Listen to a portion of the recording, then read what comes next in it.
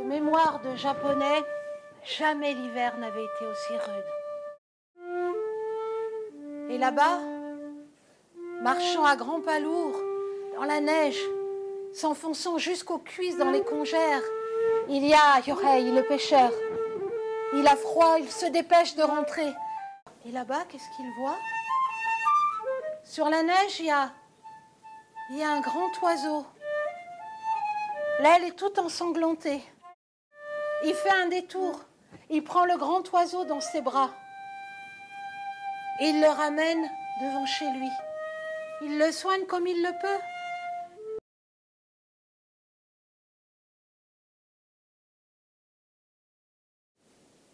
C'est quelqu'un qui frappe à la porte. Yohei va ouvrir. Et il y a devant lui une grande et belle femme. Elle est enveloppée dans son manteau de voyage. Elle est transie. Elle demande l'hospitalité. Yohei est ravi.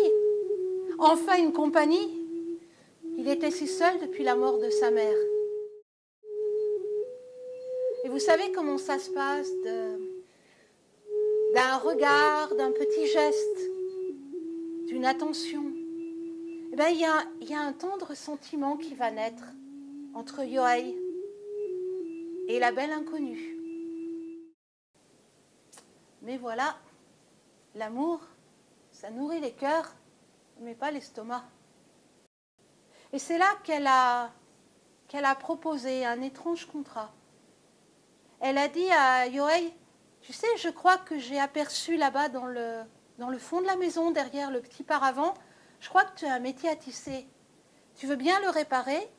Et puis, moi, je vais tisser un petit peu pour toi. La seule chose que je te demande, tu ne me déranges pas. Tu ne viens pas me voir. Je vais être tranquille. Au point où il en était, Yohei a dit d'accord. Il était très amoureux, il était prêt à tout ce qu'on voudrait. 3 jours et 3 nuits. Sans boire, sans manger, sans dormir. Et finalement, le 4e jour, elle est sortie. Elle est sortie et dans ses bras, il y avait un tissu.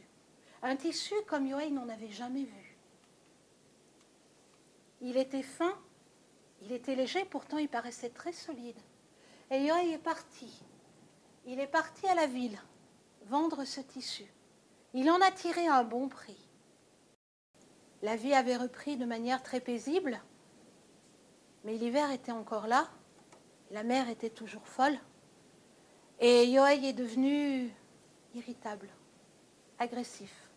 C'était lui l'homme de la maison. Il n'était même pas capable d'apporter à manger à sa femme. Et puis il y avait le souvenir de cette bourse d'argent. Et au bout d'un moment, l'ambiance à la maison était vraiment détestable. Alors la belle a dit, écoute, je veux bien retourner derrière le paravent, mais il faut juste que tu comprennes que pour moi, c'est difficile. Et je ne le referai pas.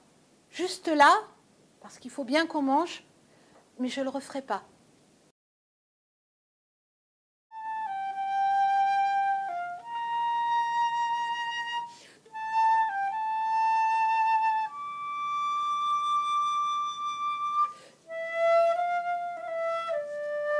C'était au temps des châteaux forts, dans les forêts profondes, des forêts comme on n'en a plus maintenant, là où on pouvait croiser le petit peuple, où il y avait le château accroché, comme un nid d'aigle dans la montagne.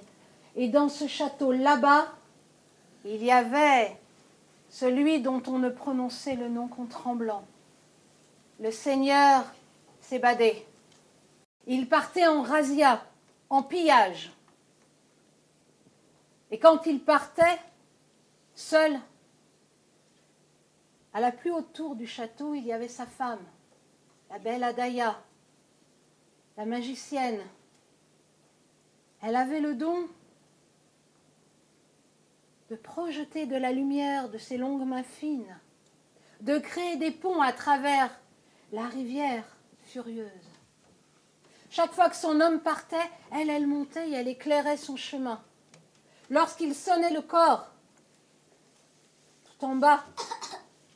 Vite, elle crée le pont pour le ramener. Et ensuite, elle cachait ses mains dans son dos pour que les poursuivants ne traversent pas à leur tour. Un jour qu'il recevait d'autres seigneurs tout aussi sauvages que lui. Et c'était vraiment vantardise. Le vin coulait à flot. Les visages étaient rouges. Et Psébadé n'était pas celui qui parlait le moins fort. Moi, je vous le dis, je pourrais aller là-bas, au pays du Cyclope, et j'en reviendrai vainqueur, comme toujours. Adaïa s'est redressée. Elle a dit, Seigneur, je ne suis pour rien dans tous ces exploits. Comment oses-tu parler, femme? Qui part en razzia? C'est toi ou c'est moi? Elle s'est redressée. Seigneur, je ne sais pas qui parle trop, mais je sais qu'il y a en ce monde beaucoup plus brave que toi. Tu me défies? Je pars. Je n'ai pas besoin de ton aide, pour autant qu'aide il y a. Et tu verras. Il a quitté ses amis. Il a sauté sur son cheval. Et il est parti.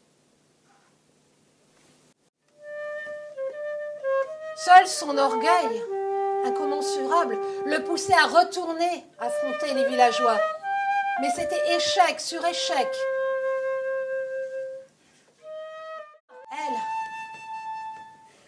Elle était en haut de la tour. Elle disait, Seigneur, tu l'as voulu, que ton destin t'accomplisse.